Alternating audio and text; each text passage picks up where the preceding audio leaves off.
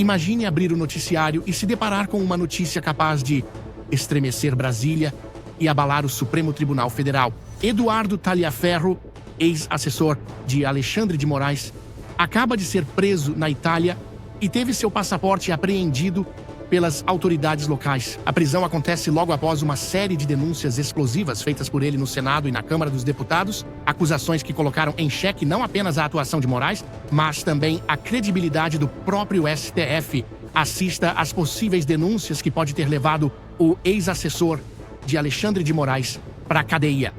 Em relação ao próprio atentado violento ao Estado Democrático de Direito, quem está fazendo isso, aos meus olhos, é o próprio Alexandre de Moraes, que está destruindo uma nação, que fez toda uma manipulação, não só processual, como uma manipulação de mídia, uma perseguição, para fazer que as eleições ficassem de acordo com o ideal dele, de acordo com a intenção dele. E em relação à organização criminosa, vale ressaltar que não tem nenhum político envolvido comigo. Todo o trabalho que eu estou realizando, eu sempre fiz sozinho e faço sozinho. Não tenho apoio financeiro, não tenho apoio pessoal, não tenho qualquer tipo de apoio político. Só vim ter contato com políticos, e é isso que ele está tentando dizer, né? Ou com a própria família Bolsonaro. Eu só vim ter contato agora com vocês. Antes eu não tinha. Eu estou fazendo isso há mais de um ano e eu não tinha qualquer contato. Ou seja, não existe organização criminosa de uma única pessoa. Agora, o Alexandre de Moraes, ele tá com essa loucura dele, com essa obsessão, é um psicopata, no qual tudo é atentado violento, né, ao Estado Democrático de Direito, tudo é organização criminosa, mas quem deveria estar respondendo a esses crimes é justamente Alexandre de Moraes. Então eu vou continuar denunciando, me procura, me extradita, mas o meu dever, a minha obrigação é sempre levar a verdade, com o objetivo de que ele seja punido pelos crimes que ele cometeu e que ele ainda continua cometendo. É uma verdade, aconteceu de fato, e acredito eu que ainda aconteça no Poder Judiciário. Alexandre de Moraes domina tudo, faz o que quer, da forma que quer, e todos abaixam a cabeça e fazem o que ele quer. Inclusive o Procurador-Geral da República, o qual está muito mais do que contaminado dentro de todo esse processo. É uma vergonha, uma decepção, por sinal. Em relação ao que o senhor falou de republicar, né?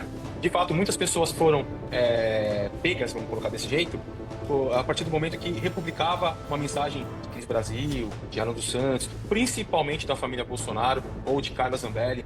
Então, sempre caía dentro de um radar do próprio ministro, ele encaminhava e a gente pegava. Agora, em relação ao que pode se fazer para que isso não aconteça, hoje, infelizmente, eu já não sei mais o que pode ser feito, né? Para barrar tudo isso, a não ser a gente ter aqui um trabalho como esse e continuar com mais trabalhos e bater de frente, pesado, contra não só Alexandre de Moraes, que ele é só um ministro do Supremo Tribunal Federal, mas sim contra o Barroso, que era o presidente, a gente está trocando de presidente, e o presidente do Supremo Tribunal Federal, para que de fato aconteça alguma coisa. Infelizmente, hoje a gente está nas mãos dele. Escuta isso aqui e me fala se isso é normal.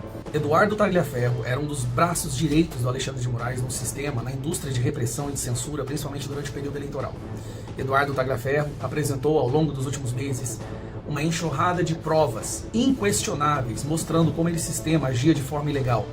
As certidões positivas e negativas para prender pessoas que estavam acampadas na frente dos quartéis, as decisões sem fundamentos para derrubar perfis de pessoas que apoiavam Bolsonaro, críticos do Lula, críticos da ditadura do judiciário. Ele apresentou conversas, apresentou áudios, documentos, mostrou um documento que foi fabricado de forma retroativa para justificar a busca e apreensão na casa dos maiores empresários do Brasil por conta de um joinha em um grupo do WhatsApp. Ele mostrou, inclusive, na semana passada, numa audiência pública na qual eu presidi na subcomissão de combate à censura, ele apresentou ainda mais provas, mostrando o envolvimento até mesmo de pessoas da Globo. A escandalosa forma como a direita foi censurada, perseguida e presa. Eduardo Tagliaferro era assessor do Alexandre de Moraes, um dos principais dessa indústria da censura. Ele começou a apresentar provas mostrando tudo isso. Teve que fugir do Brasil, porque sabia que ia ser perseguido. Como cidadão italiano, ele foi para a Itália. Da Itália, ele continuou a apresentar as provas e apresentar também a forma como ele estava sendo perseguido. Como o processo contra ele estava sendo movimentado de forma rápida. Na verdade, talvez, o processo mais rápido na história do judiciário brasileiro.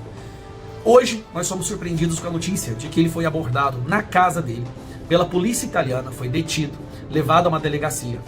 Aparentemente ele não vai ser preso, mas vai sofrer cautelares. Poderá ficar em casa, não poderá sair do seu estado. A esposa não pôde acompanhá-lo. Tudo isso porque o Alexandre de Moraes quer a extradição do Eduardo Tagliaferro. E qual é o crime que Eduardo Tagliaferro cometeu de acordo com o Alexandre de Moraes e a PGR?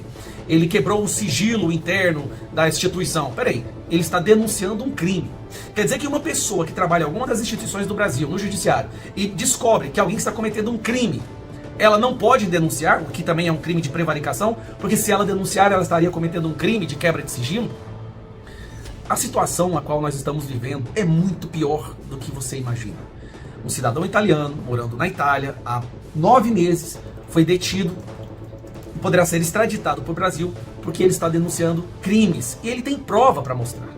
Ele tem as provas, não é uma pessoa que está fazendo fake news, não. Ele tem provas mostrando tudo que ele está fazendo. Coincidentemente, a última audiência pública que ele participou foi a qual eu presidi aqui na Câmara dos Deputados, na subcomissão de combate à censura, onde ele reforçou e apresentou mais provas. É impressionante como a imprensa não fala nada sobre o relatório forjado, fraudado, para justificar a busca e apreensão. A imprensa não fala nada no Jornal Nacional e na Globo sobre o fato de pessoas da Globo ter contribuído nessas denúncias para derrubar perfis.